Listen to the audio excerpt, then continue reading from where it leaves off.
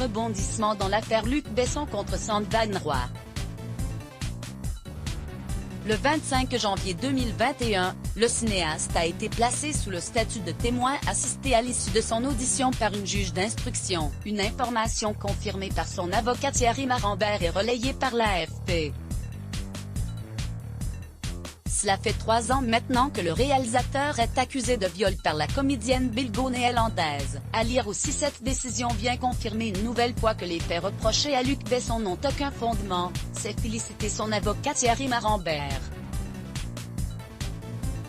Elle intervient après un premier classement sans suite en février 2019 et des réquisitions contre l'ouverture de l'information judiciaire par un vice-procureur du parquet de Paris, a-t-il rappelé.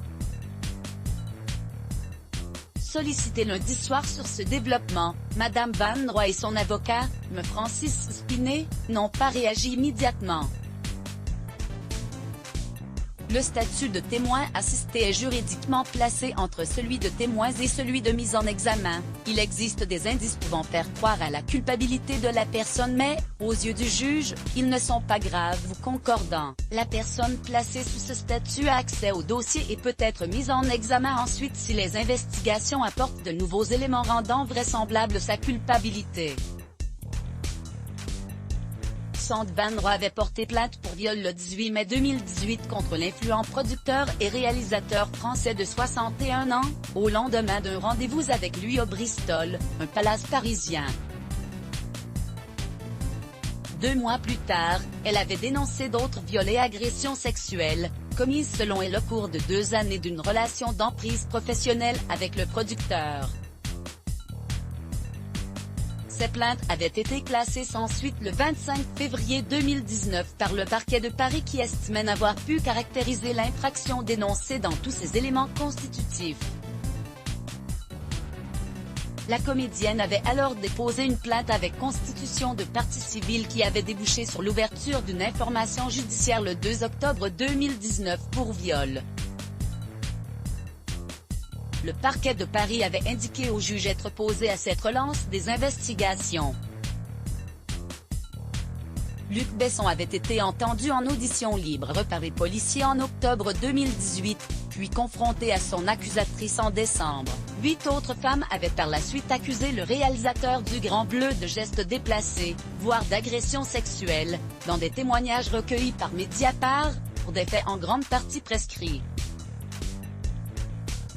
Certaines avaient écrit aux enquêteurs ou été auditionnées en appui de la plaignante.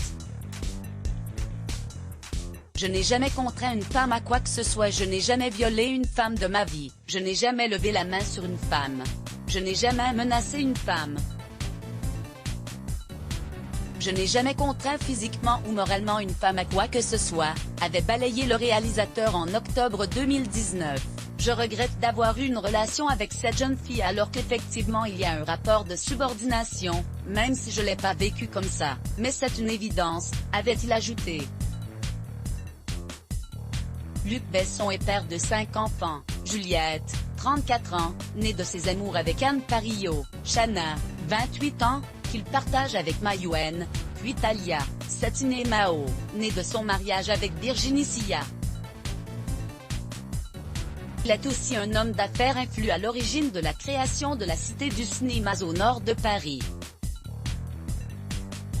Il est une des figures françaises prises dans la vague d'accusations de femmes affirmant avoir été victimes de viol ou d'agressions sexuelles après la chute du producteur américain Harvey Weinstein en octobre 2017. Ces affaires, portées sur les réseaux sociaux par le mouvement #MeToo, en France, #BalanceTonPort, se sont étendues à d'autres figures du cinéma comme le comédien Gérard Depardieu ou le réalisateur Christophe Ruggia. Elles se sont étendues bien au-delà du monde du 7e art, visant par la suite le monde du sport, de la politique ou encore celui de la cuisine. Let's block ADS. Why?